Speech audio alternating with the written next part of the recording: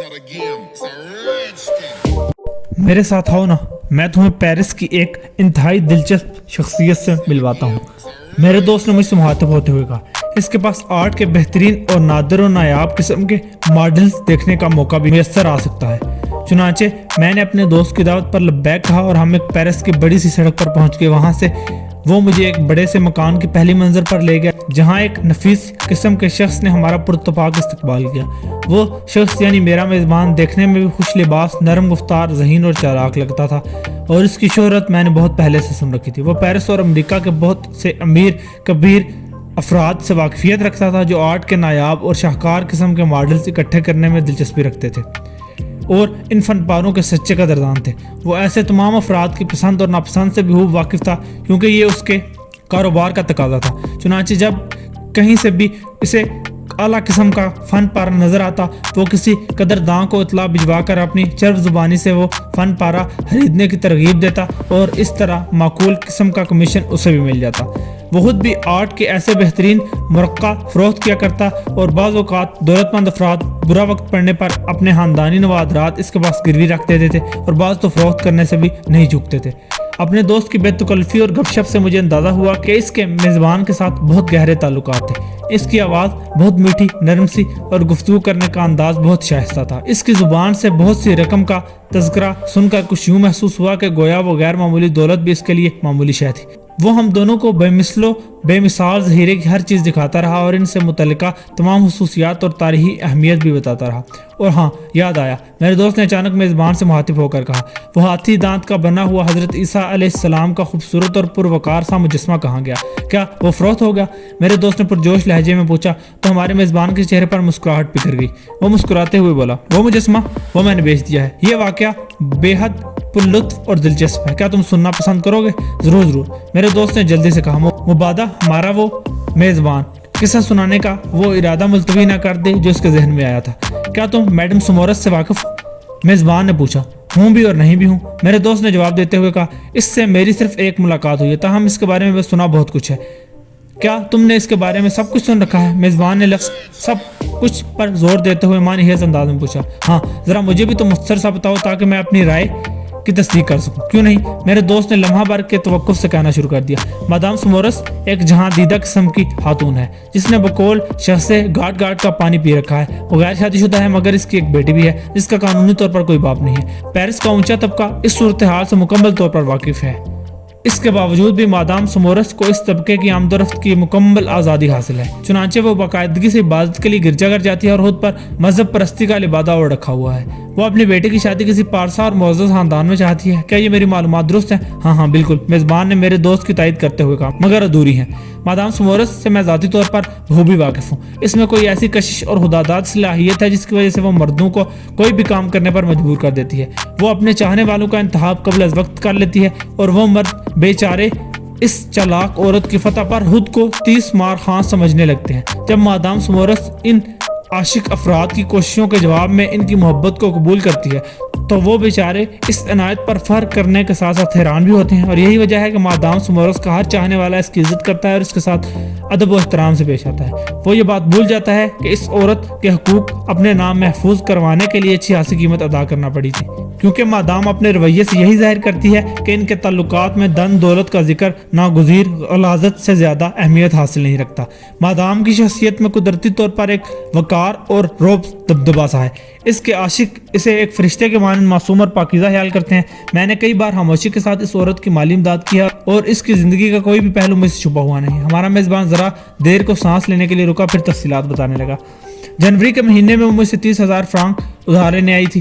ظاہر ہے اتنی بڑی رقم میں اسے کس طرح ادھار دے سکتا تھا، تاہم اس کی مدد بھی کرنا چاہتا تھا۔ چنانچہ میں نے کہا کہ وہ مجھے تفصیل سے اپنے حالات بتائے تاکہ میں اس کی مدد کے لیے کوئی راہ تلاش کر سکوں۔ اس نے مجھے اپنی پریشانیوں سے آگاہ کیا جن کا خلاصہ یہی تھا کہ اس پر بہت برا وقت آ چکا ہے اور ملک میں پھیلی ہوئی افراتفری، سیاسی بے چینی اور جنگ کی افواہوں کی وجہ سے اس کے عاشق بھی کنگال ہو چکے ہیں اور اس کی اپنی حالت انتہائی بدتر ہو گئی ہے۔ میں نے اس سے پوچھا آخر وہ مجھ سے کیا چاہتی ہے، جس پر اس نے صرف کہا کہ اسے ایک ایسے عاشق کی ضرورت ہے جو نہ صرف اس کی مادی ضروریات پورا کرے بلکہ معاشرے میں سے ایک بلند مقام تک भी पहुंचा सके। खसूसन अपनी बेटी की शादी के लिए मादाम बहुत परेशान थी और चाहती थी कि इसकी लाडली बेटी की शादी के मौका पर कोई स्कैंडल ना खड़ा हो जाए।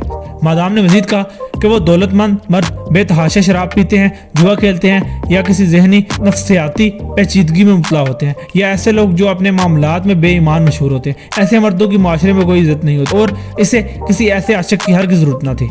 मादाम ने मजीद कहा, मैं किसी जुआरी की मानद आखिरी बार अपना सब कुछ दाव पर लगा रही हूँ और इस सिलसिले में अपने मकान पर बड़ी आला किस्म की तकरीबात का इनेकाद कर रही हूँ। इन तकरीबात में बड़े बड़े रईस और ख़ानदानी लोगों को मदऊ किया जा रहा है और इन्हीं तकरीबात के लिए अपने एक मोअज़्ज़ज़ आशिक और अपनी बेटी के लिए शरीफ और आला तबके के ख़ानदान के इस शोहर का इंतखाब करना चाहती हूँ। इन तकरीबात पर मैंने अपनी तमाम जमा पूंजी सर्फ कर दी है मगर अभी तक अपना मकसद हासिल नहीं कर सकी। इसी वजह से मुझे 30,000 फ्रांक दरकार हैं ताकि मैं तकरीबात का ये सिलसिला उस वक्त तक जारी रख सकूं जब तक अपना मकसद पूरा न कर लूँ।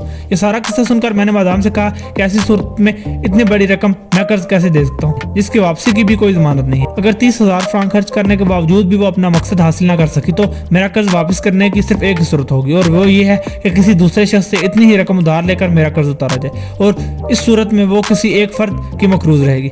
मेरे इस तनकीदी और हकीकत पसंद तजिए का सुन के इसका हौसला जवाब देगा, वो मायूस होगी।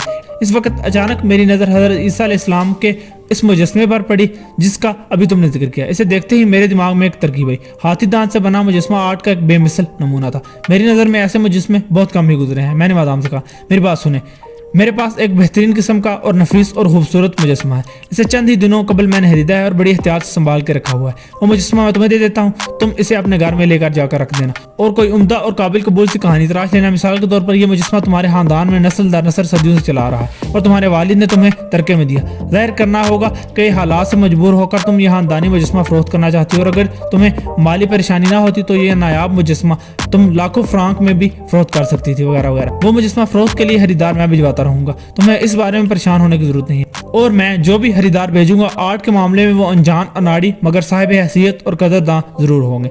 अब ये तुम पर मुनहसिर है कि इस मुजस्मे की ज़्यादा से ज़्यादा कीमत वसूल करना। तुम बेशक लाखों में फरोख्त करना मगर मैं तुम्हें खसूसी राय देते हुए सिर्फ 30,000 फ्रांक लूंगा, बाकी रकम तुम्हारा मुनाफा होगा और गाहक भेजने से कबल इसका मुकम्मल डाटा मैं तुम्हें फराहम कर दिया करूंगा। इससे तुम्हें इस शख्स की माशी हालत का पता लग जाएगा और ये भी कि माशरे में इसका क्या मकाम है और इस तरह से तुम सौदेबाजी में ज़रा आसानी से काम ले सकोगी। मेरी ये तजवीज़ सुनकर मादाम चंद लम्हों के लिए सोच में बढ़ गई और फिर इस पर अमल करने के लिए रजामंद हो गई। मेरी तजवीज़ इसे बहुत अच्छी लगी क्योंकि ये काबिल अमल होने के साथ साथ मुनाफा बख्श भी थी। अगले रोज हाथी दांत का बना वो मुजस्मा मैंने मादाम को भिजवा दिया और इससे अगले दिन एक मशहूर और मारूफ शख्सियत बैरन डिसेंट बतौर गाहक इसकी तरफ रवाना कर दिया। इसके बाद मुसलसल 3 माह तक मुख्तलिफ उमरा और मुअज़्ज़ज़ किस्म के गाहक इसे बेचता रहा मगर वो मुजस्मा फरोख्त करने में नाकाम रही। अगर वो मुजस्मा बेच देने में कामयाबी हासिल कर लेती तो मुझे फौरन इतला दे देती और साथ ही 30,000 फ्रांक भी। बिलाखिर एक दिन एक गैर मुल्की मेरे पास आया। वो फ्रेंच ज़बान भी थोड़ी बहुत जानता था। मैंने इसे भी मादाम के पास ले जाने का फैसला कर लिया ताकि देख सकूं कि वो चालाक औरत अभी तक मुजस्मा फरोख्त करने में कामयाब क्यों नहीं हो पाई थी। एक मुलाजिम ने हमें खुश आमदीद कहा और ड्राइंग रूम में बिठाकर हमारी आमद की इतला देने चला गया। थोड़ी ही देर बाद मादाम अंदर दाखिल हुई। हस्बे साबिक वो बहुत खूबसूरत और पुरवकार लग रही थी। जब मैंने इस गैर मुल्की की आमद की अर्ज को गायद बताई तो इसने ताली बजाकर मुलाजिम को बुलाया। जाओ और मामोजियल अजबेला से पूछो कि क्या वो हमें अपनी जाती इबादतगाह में दाखिल होने की इजाजत दे सकती है। मुलाजिम के जाने के थोड़ी देर बाद मामोजियल अजबेला खुद इस कमरे में चली। ये मादाम की बेटी थी। इसकी मुश्किल उम्र 15 वर्ष होगी। वो बला की खूबसूरत लड़की थी। इसके चेहरे पर शगुफ्ती और मासूमियत सी थी। इसने मादाम से कहा कि वो अपनी इबादतगाह तक मोअज़्ज़ज़ मेहमानों के रहनुमाई का एजाज़ खुद हासिल करना चाहती है और इस बात से ये बात वाज़ेह होगी कि मादाम ने अपनी बेटी को कितनी आला किस्म की तरबियत दे रखी है। इस नाम नेहाद इबादतगाह का माहौल बहुत मरऊब कुन और सहर अंगेज किस्म का था। चांदी के शमादान में एक मोमबत्ती जल रही थी। कमरे में अगरबत्ती की खुशबू फैली हुई थी। हज़रत ईसा का मुजस्मा एक मुसहरी के सरहाने स्याह महमली चादर पर रखा बहुत खूबसूरत और दिलकश लग रहा था। गैर मुल्की ने बहुत गौर से इस मुजस्मे का मुआयना किया लेकिन साफ महसूस हो रहा था कि मुजस्मे से ज़्यादा दिलचस्पी वो इन औरतों में ले रहा है। पूरे मकान का माहौल बिल्कुल घरेलू पुरसुकून और आराम देसा था और दिल में यह ख्वाहिश जन्म ले रही थी कि वहां से उठा ना जाए और इस घर में इतनी बार आया जाए कि बाहर जाने की जरूरत ही ना पड़े। लड़की ने मुजस्मे के सामने सर झुकाया और बड़ी अकीदत से अपने हिजान अंगेज सीने पर उंगलियों से सलीब का निशान बनाया और फिर हमारी तरफ मुड़कर बड़ी सादगी से पूछने लगी, क्यों मोहतरम, आपने ऐसा शाहकार कहीं देखा है? मैंने आगे बढ़कर मुजस्मा उठा लिया और उसे उल्ट पुलट करके बड़े गौर से देखने लगा। वाकई खूबसूरती और कारीगरी का एक बेमिसल मिसाल नमूना है। मैंने जवाब दिया। जब हम वापस ड्राइंग रूम में आए तो गुफ्तगू का रुख गैर महसूस अंदाज में मुजस्मे की कीमत की जानिब मोड़ दिया। मादाम ने एक नज़र हम पर डाली और फिर मुजस्मे की कीमत 50,000 फ्रांक बताई।